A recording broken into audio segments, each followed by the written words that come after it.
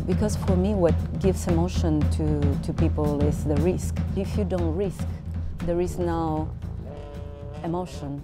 So what's your natural movement? How you would move if nobody told you how to move? Can you do the first part?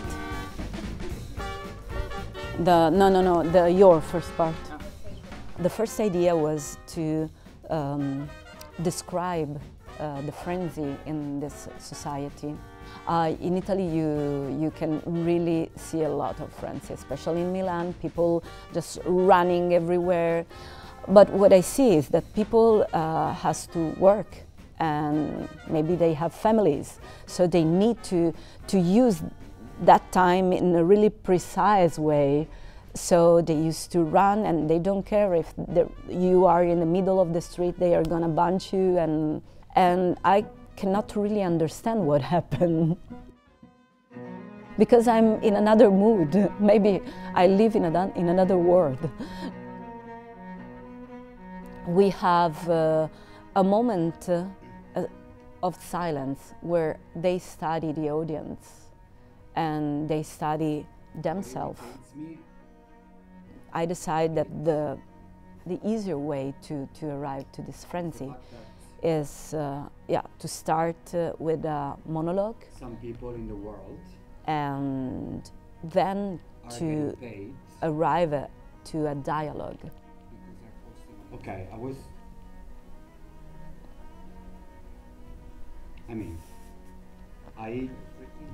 it's like... Of course we express ourselves with body, but I think that voice is a part of our body, and we can use our face when we talk. So they are discovering a lot. And it's so interesting to see them developing their movement by their words. I think that they can be inspired by their way to use the voice. And we are having fun a lot. Yeah. We have a lot of street inspiration in the movement and a lot of freedom also, this liquid movement that I like very much. It's here, it's not here, and it's not here. Okay, it's up, so I can turn around, yeah, and boom. Yeah. When I thought about the first time about Wild Fellas, I imagined colors to describe the frenzy. So many input from outside. So yeah, I decided to describe this frenzy with colors, this wildness with colors. I would love a world when you can find the time to just stay there and being silent, like just because you need it.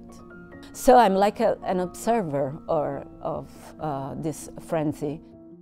I don't want to be famous. I don't want the audience applause, and I mean, yeah, it makes me happy, of course, but what moves me is not that. I think that the audience needs to question themselves, because we are really used to be entertained, but I don't think entertaining is that interesting. I think that a dialogue is interesting. So yeah, every time is a journey, and is a really rich journey. I learned a lot, and I'm learning a lot actually. I didn't finish.